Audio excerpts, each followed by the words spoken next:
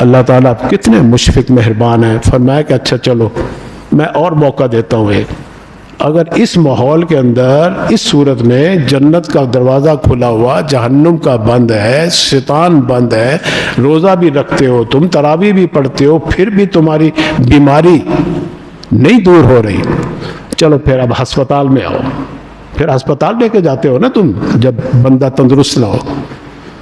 اس مہینے کے آخری عشرے میں اللہ نے اعتکاف کی صورت میں ICU بنا دیا تمہارا، کہ لو چلو آؤ یہاں کے آ کے کم از کم کچھ تو توجہ ہوگی میری طرف، توجہ اللہ، یہ بہت بڑی عبادت ہے۔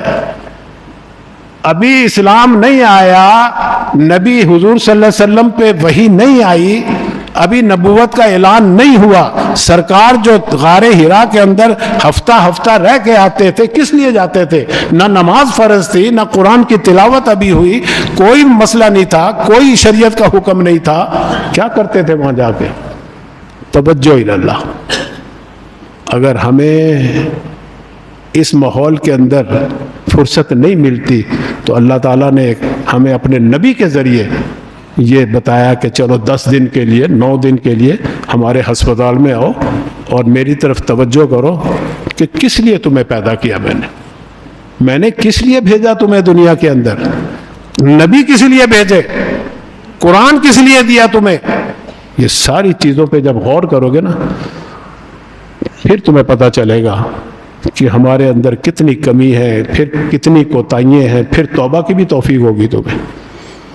دیکھو امام سفیان ثوری رحمۃ اللہ علیہ ایک بہت بڑے محدث گزرے، بہت بڑے محدث، اللہ والے تھے، بہت بزرگ تھے بڑے، ایک مسجد کے امام خطیب بھی تھے۔ اب ایک دفعہ نماز پڑھا رہے اور نماز شروع کی اور کچھ دیر کے بعد غش کھا کر بے ہوش ہو کے گر پڑے۔ اب جب امام صاحب کی نماز ختم ہو گئی تو پچھلوں کی تو اپنے آپ ہی ختم ہو جائے گی۔ وہ ڈر گیا بیچارے جو پیچھے کھڑے تھے، بھی کیا ہو گیا امام صاحب کو؟ اٹھایا، سنبھالا، چھینٹیں ماری، پانی پلایا، ہوش میں آئے۔ آج کل کا تو دور میں تھا نا جی، وہ بھی پتہ نہیں شوگر نہ گھٹ گئی ہو، لاؤ جی مشین لے کر آؤ، چیک کرو اس کا BP، آپریٹر لے کے آؤ چیک، نہیں ہے یہ بات میں، یہ مرضیں بھی نہیں تھی اس وقت، بیماریاں بھی نہیں تھی۔ جب ہوش آیا کہنے لگے، لوگوں نے جب پوچھا کہ آپ کیسے بے ہوش ہو گئے، کیا بیماری ہے؟ کہہ رہے روحانی بیماری ہے۔ کیا؟ کہ میں جب یہ پڑھ رہا تھا نا، الحمدللہ رب العالمین الرحمن الرحیم مالک یوم الدین ایاک نعبد و ایاک نستعین، جب میں یہاں پہنچا نا تو میرے ضمیر نے کہا تو جھوٹا ہے، جھوٹ بولتا ہے، مجھے بار بار میں ایاک نعبد و ایاک نستعین پڑھ رہا ہوں اور میرا ضمیر کہہ رہا ہے تو تیرے سے بڑا جھوٹا کوئی نہیں ہے، جھوٹ بولتا ہے، تو اللہ صرف اللہ کی عبادت نہیں کرتا، اللہ سے مدد نہیں مانگتا۔ بس مجھے اس وقت ہوش ہی نہیں رہا، بے ہوش ہو گیا میں۔ ہمارا حال ایسا ہے، نماز کی ہر رکعت کے اندر ہم کہیں گے ایاک نعبد و ایاک، اور جا کر درباروں پہ سجدے میں بھی پڑ جائیں گے، مزاروں پہ جائیں گے، منتیں بھی ان سے، حاجت روا بھی انہیں سمجھیں گے۔ یہ بھائی منافقت ہے۔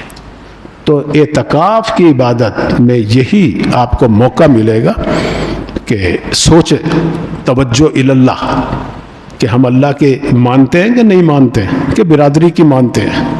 تو یہ اعتکاف شروع ہو رہا ہے رمضان المبارک کی 20 تاریخ کو، یعنی آج 18 ہے، 19 کل اور پرسوں 20۔